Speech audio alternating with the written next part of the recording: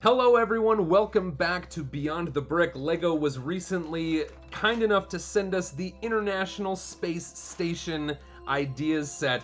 I have with me Kayla LaFrance, a flight controller for the actual International Space Station. She's going to tell us a little bit about the real thing, and we're going to take a look at the LEGO model right here on Beyond the Brick.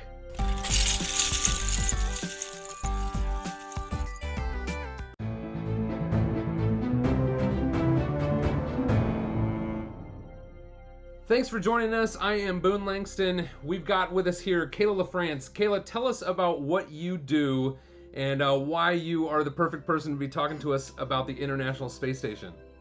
Well, Boone, thanks for having me on. And actually, I am a flight controller for the International Space Station. Best way to think of that is the Apollo 13 movie. And when Houston, we have a problem happens, and they're talking to all the guys and the ties in the room smoking. That's what I do. I sit in that room. We don't smoke anymore, but I sit in that room and I am there for the crew. Every single person in that room, usually about 15 of us, we're monitoring systems. We're monitoring the health of the station.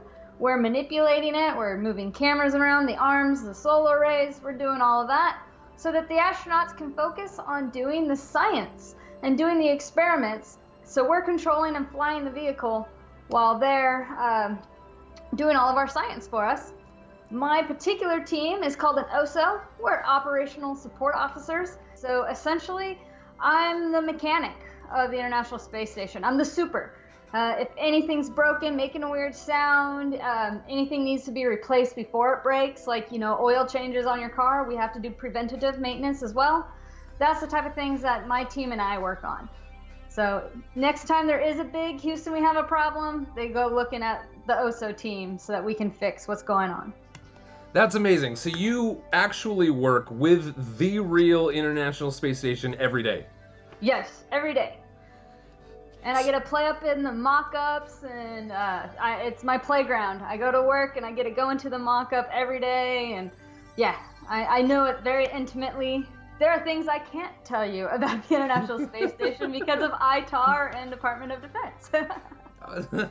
That's probably good that you don't breach those security protocols. So we're looking at the new LEGO Ideas International Space Station kit. Yes. Unfortunately, you don't have one in front of you, but I sent you some high resolution photographs. Yes. And we'll just talk a little bit about this. So I'm going to show here that I've got it right in front of me.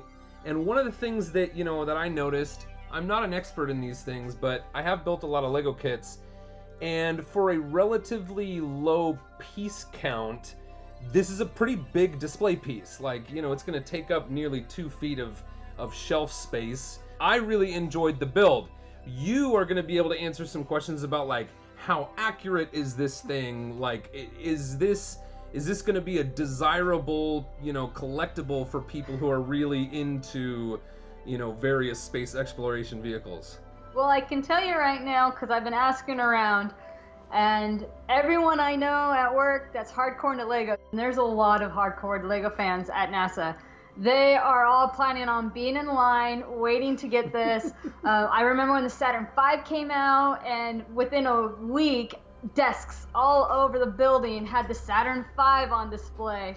So it won't be long before the International Space Station will also be on display. That's awesome. How far do you think you'll have to walk in your building to see one?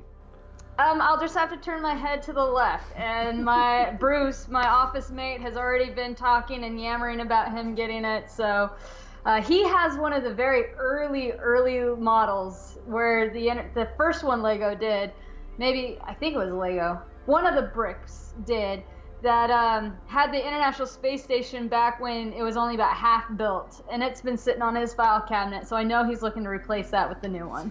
Can you start off by giving us some of the things that you recognized about the model that LEGO really nailed? We'll start there, and then we'll kind of go to some of the things that are, could have been improved based on your experience. Yeah, so going ahead and looking at some of the pictures that I've seen, the one thing that sticks out to me is they did a really good job of the module layout And I can sit here and look at all the different modules and actually name each one and see them in the right place. And also it looks like, from what I can tell, the shape of them are accurate. The airlock might look a little bit smaller than the rest, but you are working with limited sizes. So that makes sense that there would be a little discrepancy there. But even when you start looking at the Russian modules, that's the back end of the space station. They're different shape. They're kind of oddly shaped. And the way they did it looks really cool. And they really did master kind of the shape of the modules and the location of the different modules on board the space station. So I really enjoyed that part of it. That's really fun. Looking at the truss segment, it even looks like they have the AMS, which is one of our this is the one that the astronauts are actually going out on the spacewalks right now to fix. There's going to be another one just in a few days. And it's this big science experiment that's looking for basically gamma particles and really dangerous high frequency particles.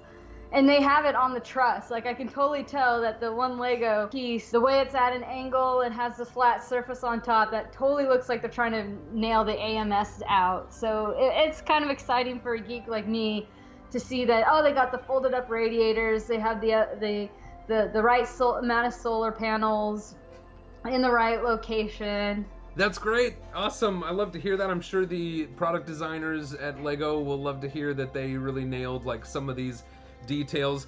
What are a few of the things that stick out to you as not quite right? And this is something I see looking at it in the pictures, and I noticed it when you were holding it up. And it's probably the one complaint I've heard from all of my NASA buddies. The truss segment is super big and thick. The truss segment is a segment that's coming out on the side. Basically, it's wings. Yep. Is this it? That's the truss.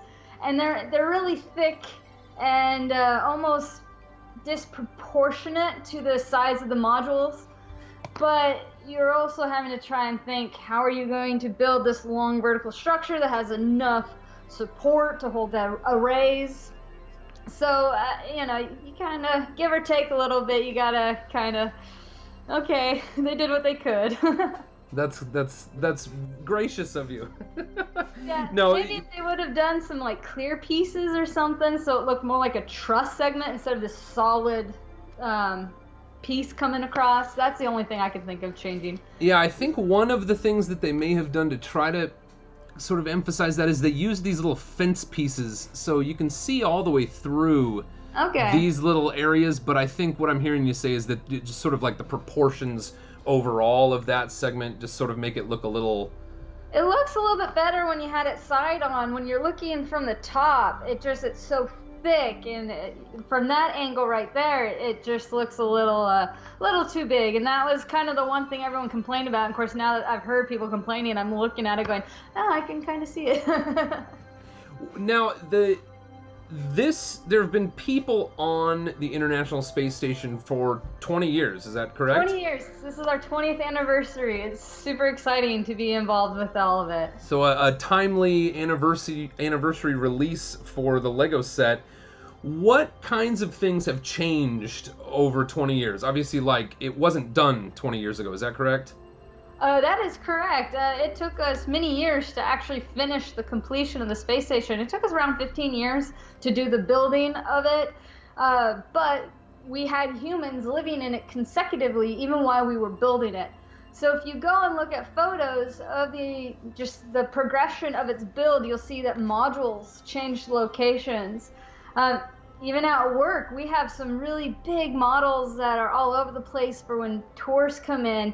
And some of them were built maybe in the early 2000s, and we have actually rearranged modules since then. So all of us workers go by and be like, the PMM is in the wrong location.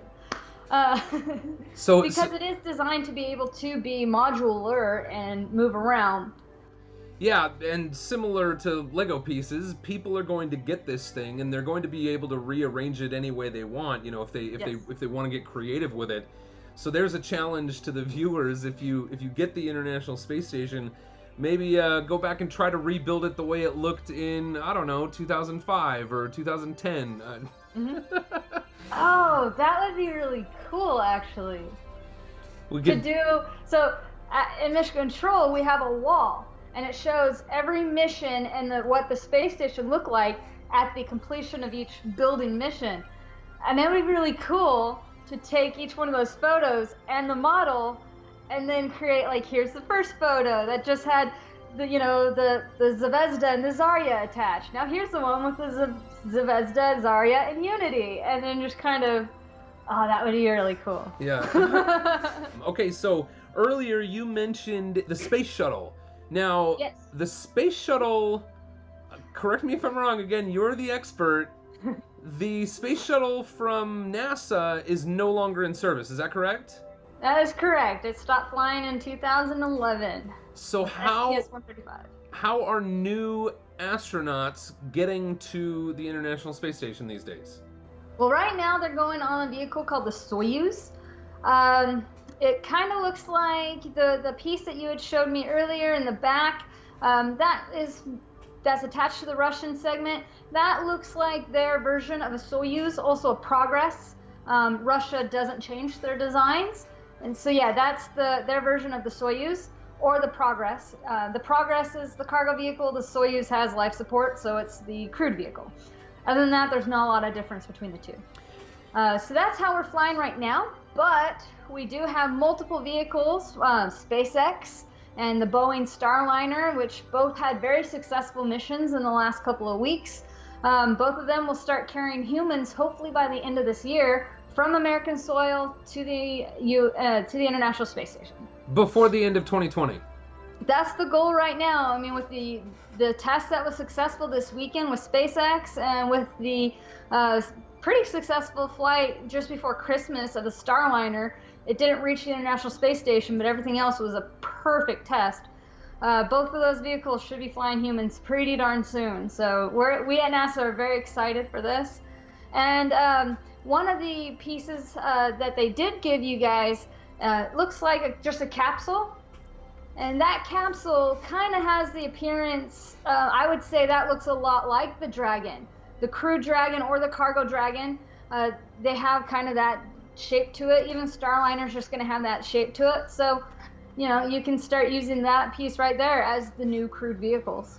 All right. And for the crafts that are going into space by the end of 2020, we'll have Lego sets by 2040. So Well, hopefully it gets there sooner. I mean, we are trying to get to the boots on the moon by 2024, so Woo! Hopefully, if we're doing that, hopefully, Lego kind of speeds up a bit and can celebrate the return to the moon with a Lego set for us. Well, all of that is really cool. Why don't we take just a few minutes here, and can you tell us just some of the facts about this space station that's flying out there every day? Okay, so the International Space Station is at about 250 miles above the surface of the Earth, and it's traveling at 17,500 miles per hour.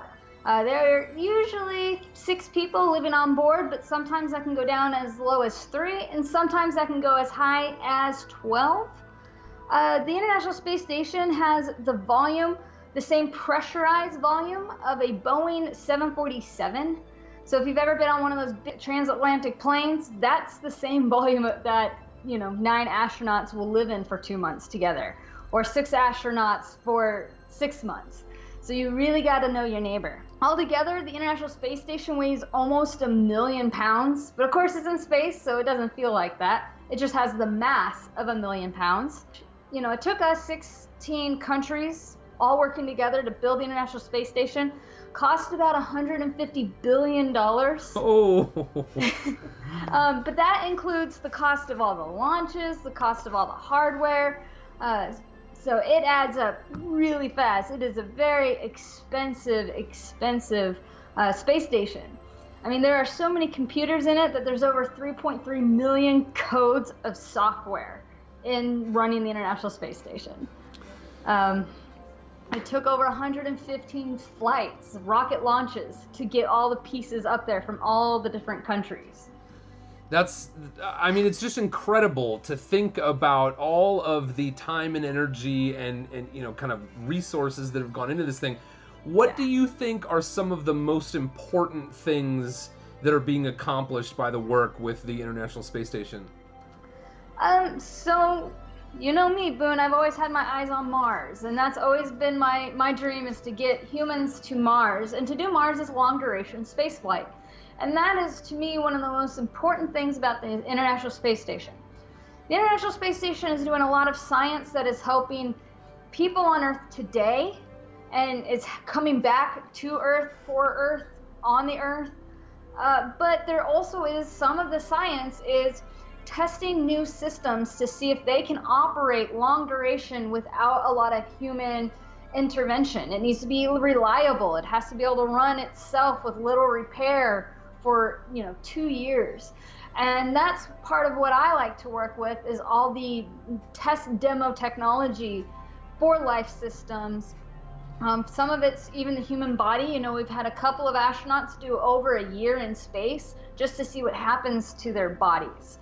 It's not very pretty, and so we have to learn how to adapt that, to fix that, so that we can go to Mars and back. So you will help people get to Mars? That's my goal. That's always been my goal, yes. Will you go to Mars? Oh, I would go in a heartbeat. I would go into space in a heartbeat.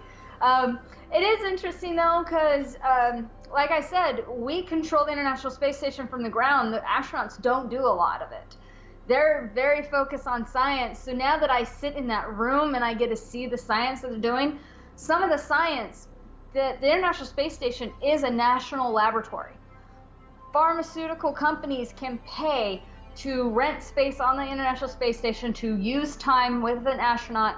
And so now that I've seen the experiments they're doing, I want to go to Mars. I don't want to sit in low Earth orbit doing science, because they become guinea pigs. They do a lot of their own blood draws. They're having to do a lot of, we're testing what's happening to their bodies. So there's a lot of fecal and urine samples and stuff. And it's like, I don't know if I want to do that. I just want to go and fix the space station, or fix the rocket as it's going to Mars. Because, I'm more mechanical. But no, I would fly in a heartbeat if given the chance. It would be so amazing. That's great. Well, I know for all the years I've known you, I've known that that's been your mission in life. It's so awesome to talk to you about this stuff. It's kind of unreal to think about what we've both got going on in our lives right now. One thing, real quick, this is, I think, going to retail at $69.99. How do you think about that price for a collectible of this sort? Well, that's actually pretty good. I've always wanted those really fancy models that you can get, and of course NASA sells them in their gift shop to employees for $400 a pop. So granted, they're high fidelity, and that would be more of a low fidelity model, but $70 is a heck of a lot better with all my student loans. So $70 is not bad for the size of it and for the amount of pieces and stuff. No, I was actually a little shocked when I saw how cheap it was, considering the Saturn V was what, 120 or something? It was. I feel like the Saturn V was really expensive, right? It might have been expensive. 220 or something. I can't remember off the top of my head. Yeah. But this will, for everyone watching, this will be available from Lego.com and Lego brand retail stores starting February 1st. We're celebrating the 20th anniversary of the International Space Station. Thank you so much, Kayla, for joining us. If anyone wants to learn more about the International Space Station, where should they go? Just go to nasa.gov. We have a whole page. If you go under missions, you can find the International Space Station from the homepage. And we have a whole web page dedicated to what is going on every day on the International Space Station. But if you don't want to read a website, you can also go to YouTube and look for a NASA video called Space to Ground. It's updated every month or every week, and it tells you about what happened that week on board the International Space Station. That's awesome. Thank you so much, Kayla. I appreciate you for joining me, and thank you all for watching. If you want to see awesome LEGO-related videos every day, please subscribe to Beyond the Brick. Until next time, thanks for watching.